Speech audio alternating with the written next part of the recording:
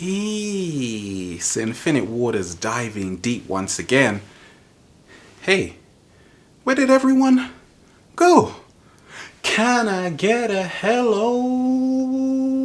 there? We got a question in. What to do when you feel alone along your enlightenment journey, when you're having these awakenings. And this person wrote to me saying that they feel like they're living in a different universe from other people. They feel that people around them are disconnected and they're having a hard time finding other people in their community. They know there are kindred spirits around, but at the same time, they have all of this knowledge and they don't know what to do with it. And they're wondering, why aren't people on board? Why can't everyone see that we are so much more? I'm gonna share with you what's helped me along my journey. I've got a title for you. Things enlightened people do to never feel alone. Go on, embrace your weirdness, talk about it, because let's face it, we're all a bit weird. They dropped that term, enlightened, that label. Because when I say I'm enlightened, that implies a state of awareness. But enlightenment, I've seen, is knowing how much you don't know. When you feel that you are here and someone else is here in consciousness, what happens? That leads to separation. The reason why so many people feel alone on the planet is because of separation. The truth is that everything is connected. So once you start to see the unity within everything, now we don't feel that we are the only ones. I say we are never alone. The universe always sends someone. Along my early journey, I was scratching my head, asking the same thing. I was in the wrong crowd. I was with a lot of people, but I was all by myself. And what happened? I was reading a lot of books by Omran Mikhail Ivanov at the time, a great Bulgarian master teacher. And he opened my eyes in the most incredible way to realize that we can never be alone. When you think of a spiritual master or someone who is really enlightened, what happens? We normally see them by themselves. But what is the look in their eyes? It is one of completion, not of separation. So we have to ask ourselves, how can they be alone and not feel alone? I say there's a difference between being alone and being isolated. Being alone is where we reconnect back to the truth of who we are.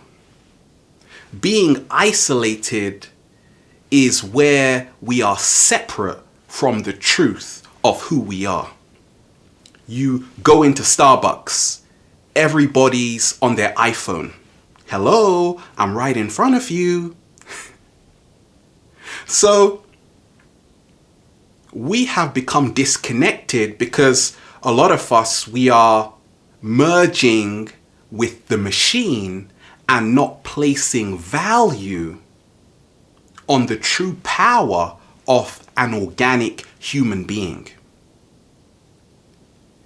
To not feel alone, we have to marry ourselves. we have to get in touch with our feelings. The mind is what creates the separation. The mind is wonderful. It is a tool we can use, but it is not who we are. So, once again, whatever we put into our minds is not who we are. My name is Ralph. I am from this country. That's not who I am. We are all energy underneath everything. And once we surrender to that truth, we will never feel alone. Many times we are afraid of feeling pain. Many masters have gone through so much pain that they surrendered to the pain and they found completion. Because a lot of us, we want to run away from feeling. It's great to feel happy, but at the same time, we must never be afraid of stepping into the shadow land. When you can be okay with all the so-called negative things about you, then you don't feel alone. Why? Because you're not judging yourself. Through any judgment of yourself or of other people, you will always feel alone. Where does judgment emanate from? From the mind. Because the mind is needed for our survival. So we are competing with other people. Therefore, we feel alone because we feel they are a threat. When really and truly, abundance is the natural state of the universe. And once we can see that we can all share this together, we will never feel alone. Many times people are just spectating. That's what I was doing until I realized I had to step into that radical action quick. And the beauty of radical action is you say, you find the one you love doing what you love.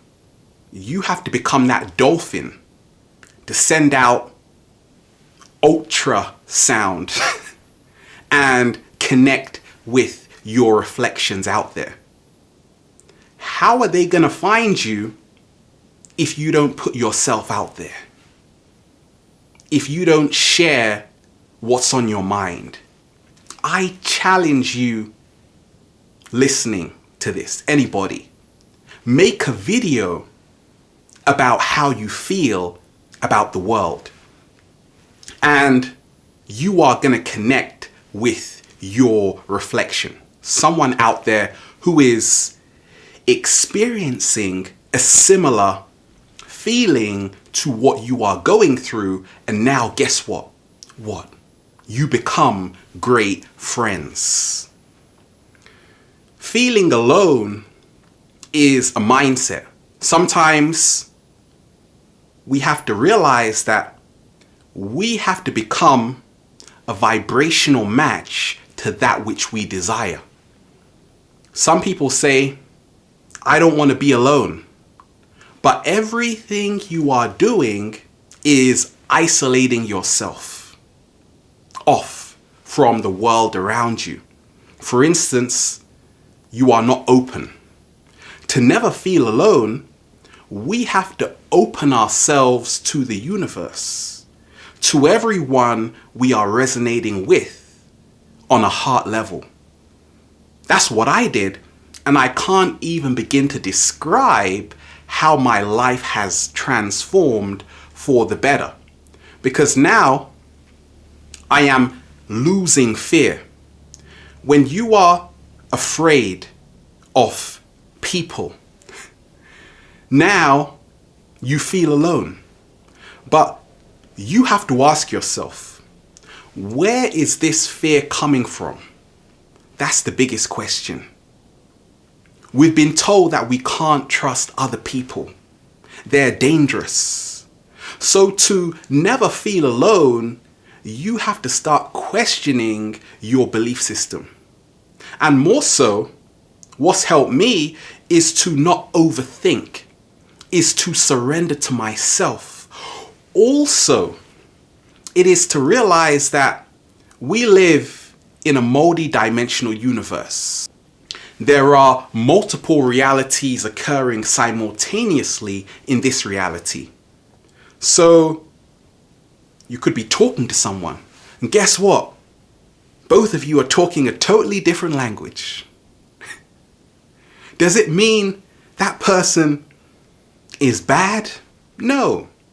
It just means you have to connect with those who are in a similar resonance to yourself, at the same time allowing other people to experience what makes sense to them. Because we're at the stage on the planet where it's about knowing. I'm not here to change anybody. That's boring. I'm just here to share my experience, my perspective. And the more you do that, you will find the most wonderful people who are in essence your reflections. When I was in the corporate world working, people would tell me, "Oh, I really like you." But I didn't know if it was genuine or not. Why? Because I had never dived deep with them. So we were just there to do the job. But in becoming your greatest version, when you start talking about empowering relationships, healthy food, and when you get people who are connecting with that kind of information, they're writing you messages. Now you see this is coming from a more authentic place. Why? Because you are in your true authenticity expressing yourself. So to never feel alone, we have to start coming from a more authentic space. That's the secret. I love traveling and meeting new people. And to do all of that, you have to surrender to this image you've created of yourself in your mind. And you have to become a child. That is how to never feel alone. A child will talk to anyone. You have to ask yourself, can you surrender to the programming and be open to receive anybody? Because once you can, now you will never feel alone. We have to always remind ourselves that happiness is a choice. It is based on the attitude we have. And yes, people will come and go. But once you are married to yourself, that stays with you forever. We are never alone. The universe always sends someone. Infinite waters, diving deep once again. Stay well, stay healthy. Peace.